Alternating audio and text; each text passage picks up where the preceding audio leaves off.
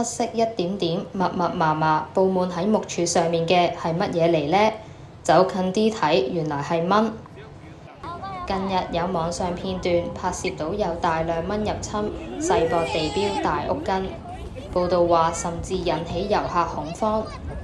本台記者連續3日走遍成個園區，發現南面水之廣場附近嘅木柱上面確實有大量嘅蚊，而大屋根亦都係唔少參觀者停低落嚟休息同食飯嘅地方。呢一啲蚊體型細小，本體為淡黃色，如果唔仔細留意，好難發現佢哋依附喺人嘅身上或者身旁嘅木頭。Наверное, так устроена природа, что у вас есть какие-то летающие муравьи. Я не знаю. Но, в принципе, нас это не беспокоит.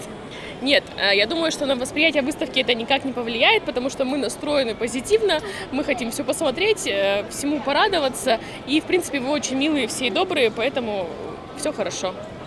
ゆすりか蚊だと聞いてるって人を刺さないと聞いてるんでそんなに気にしてないです。Yeah, especially such a huge area. It will have some insects. Yeah, I hope it doesn't affect it. 世博主辦方話留意到有蚊患，已經用殺蟲劑同噴灑泡沫劑嚟抑制昆蟲嘅孵化。有研究生物嘅本港學者表示，園區發現嘅係窯蚊，同一般嘅蚊唔同。由於窯蚊口部已經退化，唔會吸人血，反而要注意幼蟲嘅影響。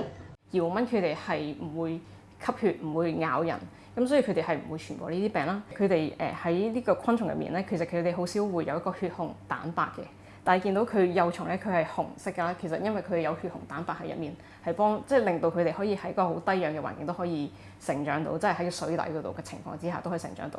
而當佢哋啲成蟲咧死咗之後咧，咁可能佢哋身體分解啦，咁就會令到呢啲就會釋出呢啲血紅蛋白出嚟嘅，咁就會導致可能當有啲人吸入咗嘅時候就會有啲敏感反應，即係例如氣促之類咁樣。本台記者亦都向日本大阪世博主辦方查詢會場嘅窯蚊事宜，佢哋回覆表示已經成立窯蚊及相關物種特別工作組，將會同專家合作查明疫情爆發嘅源頭，並且研究有效嘅應對措施。廣播新聞網記者高順晴喺日本大阪世博報導。